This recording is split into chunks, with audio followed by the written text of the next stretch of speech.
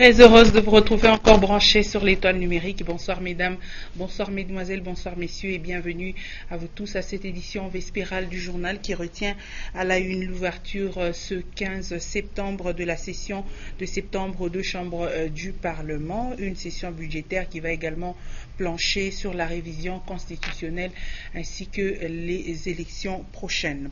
Ici au Katanga, le gouverneur de province a réceptionné des équipements médicaux et des ambulances destinées à sa province. Et avant que tout ceci ne soit acheminé dans les hôpitaux du Katanga, Moïse Katumbi Chapwe a tenu à s'enquérir de leur arrivée ici à Lubumbashi. Et puis, vous l'avez sûrement appris, 17 000 francs congolais ont été ajoutés au salaire des fonctionnaires de l'État, alors que cette application prévue pour le mois prochain n'est pas encore effective. Des langues se délient déjà dans le cadre de la fonction publique. Une fois de plus, bonsoir et bienvenue à ce soir Actualité.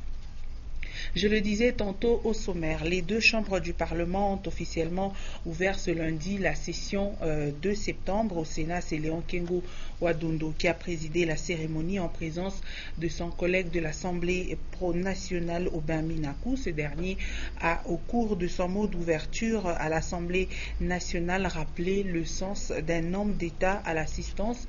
Hormis le budget 2015, plusieurs questions seront donc traitées au cours de cette session.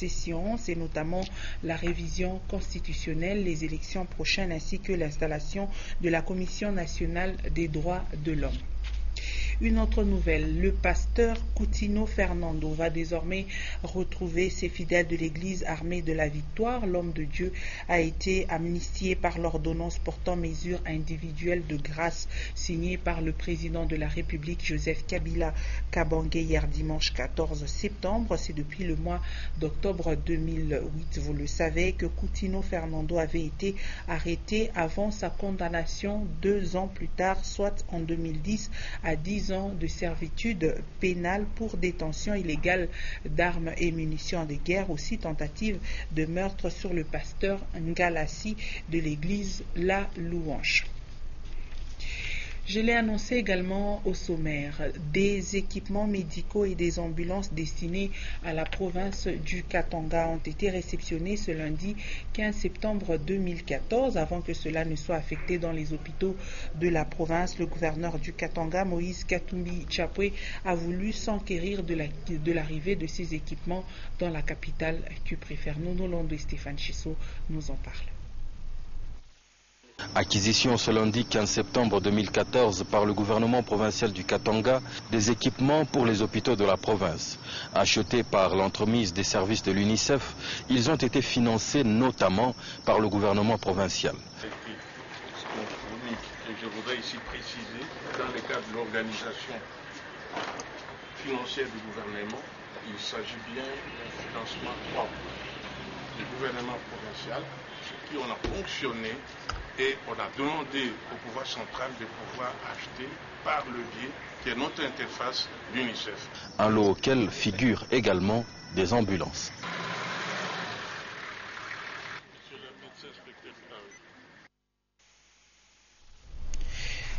Autre chose à présent, une mission d'hommes d'affaires hollandais est en séjour de travail dans la ville de Lubumbashi. Elle a débuté ce lundi une série de contacts au Grand Caravia Hotel. C'était en présence du chef de l'exécutif provincial. Une fois de plus, Nono Londo et Stéphane Chisso. La conduite de l'ambassadeur des Pays-Bas en RDC, Gérard Michel, qu'une mission d'affaires de ce pays est en mission à Lubumbashi à la quête d'opportunités d'investissement. Une série de contacts qui a débuté ce lundi 15 septembre 2014 par une cérémonie au Grand Caravia Hotel en présence de l'autorité provinciale. Une conférence de presse co-animée par le diplomate hollandais et le gouverneur Moïse Katumbi Chapwe prolongera la manifestation. Il s'agit du secteur privé, c'est-à-dire que ce sont les entreprises qui prennent les décisions sur les investissements, où mettre leur argent, où mettre leurs activités et où viser leurs projets. Parlons d'autre chose à présent. Le ministre provincial des Finances, Christian Mwando Simba Kabulo, s'est entretenu ce lundi avec l'ambassadeur des Pays-Bas en République démocratique du Congo. Les échanges ont tourné autour du séminaire des entreprises néerlandaises et congolaises qui se tient dans la province du Katanga. On va suivre donc l'ambassadeur des Pays-Bas en RDC au micro de Edouard Kankou. C'est d'abord, je suis venu me présenter et rendre une visite de courtoisie à Monsieur le ministre. Il a bien voulu nous joindre ce matin parce que nous avons organisé en collaboration avec les services de la province du Katanga, on a organisé un séminaire d'entreprise pour les entreprises néerlandaises et leurs homologues congolais. Monsieur le ministre a bien voulu nous joindre pour la cérémonie d'ouverture, pour appuyer nos efforts d'encourager les partenariats entre les entreprises néerlandaises et les entreprises congolaises. Et je suis venu le remercier, bien sûr, cet après-midi, et également il m'a pu donner des explications sur les politiques du gouvernement provincial, surtout sur ce qu'on a déjà réalisé au niveau économique dans la province, mais également des plans pour l'avenir. Alors, je lui salue énormément pour l'accueil chaleureux qu'il a bien voulu m'accorder. De son côté, Audax Sompoué, ministre provincial des Mines, a échangé avec une délégation des investisseurs roumains venus au Katanga pour se lancer dans le domaine minier, une motivation qui se justifie par le climat des affaires favorable en République démocratique du Congo et au Katanga. Profitant du bon climat des affaires en République démocratique du Congo en général et au Katanga en particulier, quelques investisseurs roumains sont à Lubumbashi. Voirel Katarama, un responsable d'entreprise et conseiller à la commission économique du Sénat en Roumanie, est venu faire part au ministre provincial des Mines Audax Sompoué de son désir d'investir dans le secteur minier au Katanga. Pour lui, le Katanga est une province où l'on peut réaliser des grands projets pour son développement et celui de sa population. J'ai compris que les autorités et les ministres de province encouragent les investisseurs étrangers à venir ici, que la loi ne change pas souvent, que ce sont des possibilités pour les affaires et qu'on est bienvenu ici. Pour moi, c'est très très important parce que après cette discussion, j'ai changé beaucoup l'impression que j'ai eue de Congo en avant de venir ici. Et je veux encourager tous mes amis de venir ici pour faire les affaires. Cette délégation roumaine encourage aussi les autres investisseurs à venir au Congo. Elle promet aussi de diversifier les secteurs au lieu de s'accrocher seulement aux mines. Et à la fonction publique, vous le savez, 17 000 francs congolais ont été ajoutés au salaire de chaque fonctionnaire de l'État, une mesure qui sera d'application d'ici le mois d'octobre prochain. Déjà sur les terrains, ce montant suscite beaucoup de discussions. Beaucoup plus de détails avec Jean-Paul Malimba et Consolate Konja Makolovera. Ça s'appelle Bonne Nouvelle pour les agents et fonctionnaires de l'État de la RDC après plusieurs années d'attente quant à l'application des recommandations de l'accord de Mboudi qui prévoyait $108 d'ajout le mois pour le huissier. Les agents et fonctionnaires de l'État vont bénéficier de 17 000 francs congolais chacun d'ici le mois d'octobre, somme ajoutée sur le salaire mensuel bancarisé, sur décision du gouvernement central via le ministère du Budget et des Finances. Ceci est le résultat ou retombé de la rencontre dans la capitale congolaise entre le vice-premier ministre et ministre du Budget, Daniel Mokoko Samba, et les représentants provinciaux de l'intersyndicale de la fonction publique. Cette nouvelle est considérée par la plupart d'agents de l'État du Katanga comme un pas, mais qui nécessite toujours d'autres augmentations pour relever le niveau salarial des travailleurs de la fonction publique. En tout cas, nous sommes tellement contents de l'augmentation. Et on s'attendait à l'accord d'Mboudi, ce que vient de faire l'État. Nous pouvons encourager quand même l'État pour les miettes qu'il est en train de nous donner. Mais sinon, notre attente, c'est avoir l'accord de Mboudi. Si le gouvernement a manifesté cette bonne volonté, nous encourageons ça. C'est quelque chose qu'il faut vraiment encourager. Certains espèrent que le gouvernement central pourra traiter des cas des omis sur les listings de paye, la non-mécanisation de nouvelles unités et songer à l'uniformisation des salaires des agents et fonctionnaires de l'État, cas de ceux de la capitale Kinshasa comme des provinces. Et à l'enseignement primaire, secondaire et professionnel, l'engouement était vraiment remarquable à cette deuxième semaine de la reprise des cours. L'on pouvait également voir des retardataires à l'entrée des établissements scolaires. Une fois de plus, Jean-Paul Malimba. Le bleu et blanc de la République démocratique du Congo sont entrés à leur deuxième semaine des cours sur l'ensemble du territoire national. Une semaine après la rentrée scolaire 2014-2015, le nombre d'élèves augmente dans plusieurs salles de classe suite à l'arrivée de ces apprenants qui ont préféré commencer les cours ce 15 septembre 2014. Avant d'évoluer avec d'autres chapitres, bon nombre d'enseignants ont fait la révision des matières dispensées la première semaine pour permettre aux élèves qui ont repris les cours en retard d'avoir une idée sur les leçons passées. Et du côté de la police nationale congolaise, devant les écoles et sur les routes principales, sont placés les agents de la police de circulation routière pour aider les élèves à traverser les avenues. Même cas du côté des immeubles ex-complexe Épiphanie, où pour raison de sécurité, les agents de la police nationale congolaise sont placés jusqu'à ce jour, depuis la décision du gouvernement provincial du Katanga de récupérer ces bâtiments qui appartiennent à l'État congolais. Les mesures d'hygiène ont été aussi renforcées dans la plupart des écoles publiques et privées, en plaçant des toilettes et les salles de classe. Question de prévenir et lutter contre les maladies de main sale. Mieux vaut tard que jamais, dit-on. C'est ce 15 septembre qu'a eu lieu la rentrée scolaire au collège Saint-Vincent de Paul, une nouvelle école située au quartier Louochi. Nous sommes là dans la commune de La Roachie. Elle organise comme section la mécanique générale, la mécanique auto, l'électricité, la coupe et couture et autres sections purement techniques. À ce premier jour, il était donc demandé aux élèves d'observer la propreté, le respect ainsi que le travail. Edouard Kankou nous en parle. Ils se sont tous réunis au mot du matin de ce lundi 15 septembre 2014. Ils, ce sont les élèves et les corps enseignants du Grand Collège Saint-Vincent de Paul du quartier Louochi dans la commune de La Roachie. Date qui marque l'ouverture de cette école des métiers qui est à sa première année de fonctionnement. S'adressant aux premiers venus, Martin Kalumba, préfet des études, leur demande 3 choses recommandées par le Collège Saint-Vincent de Paul, qui se veut meilleur institut d'enseignement technique. La propreté, le respect et le travail. Pas question de perdre de temps. Après la prière, les collégiens regagnent leur salle de classe.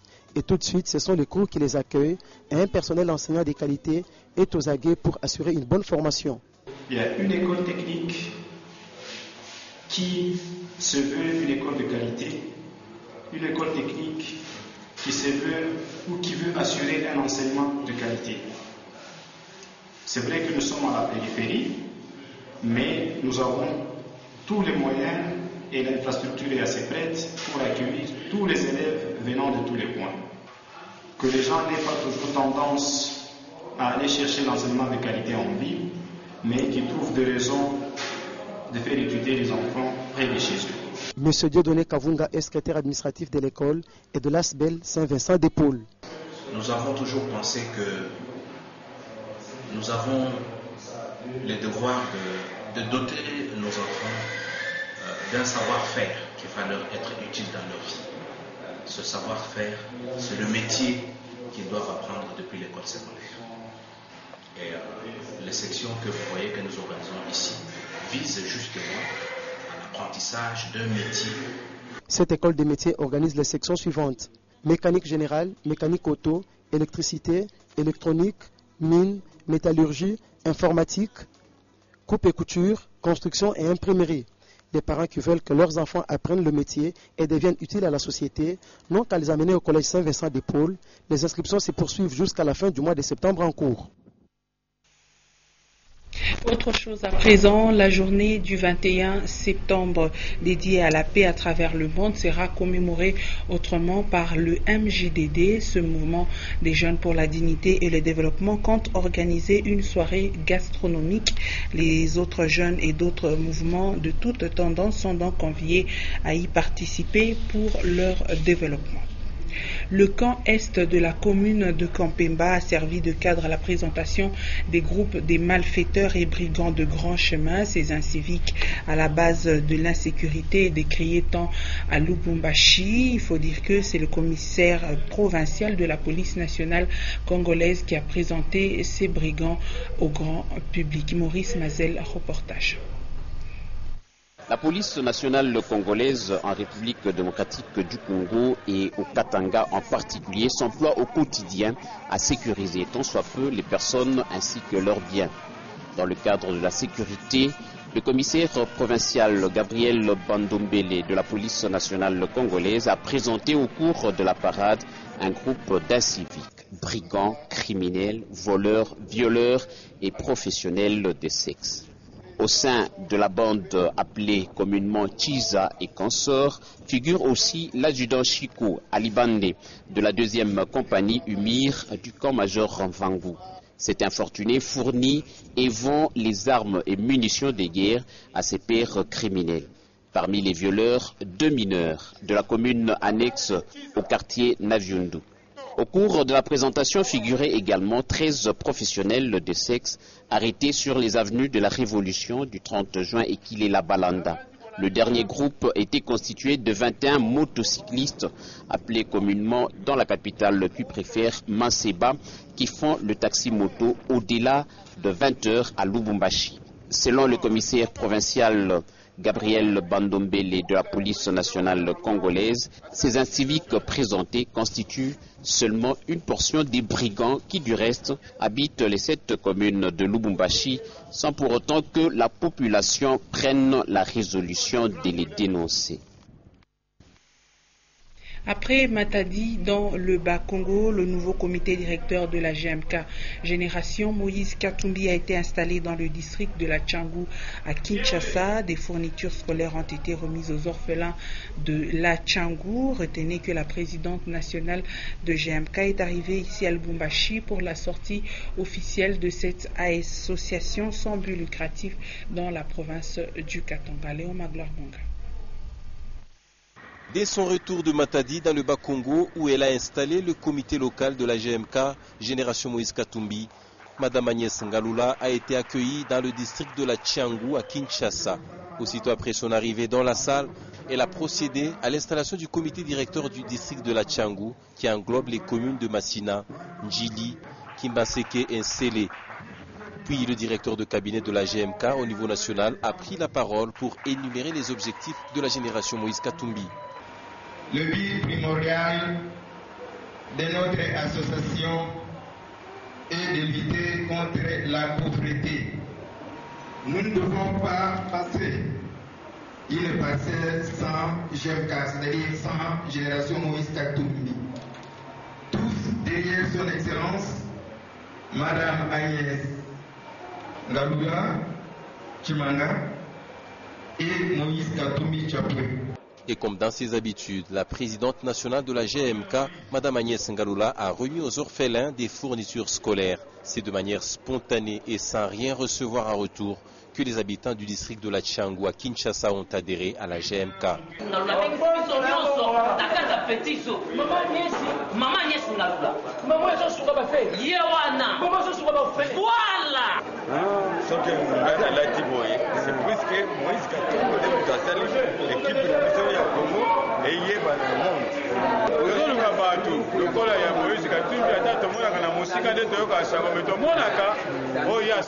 Moïse Katumbi abengi bino, Mama Agnès Ngalula abengi yo, yo mwana changu kozanga te, ndeko na ngai to bengi yo yaka.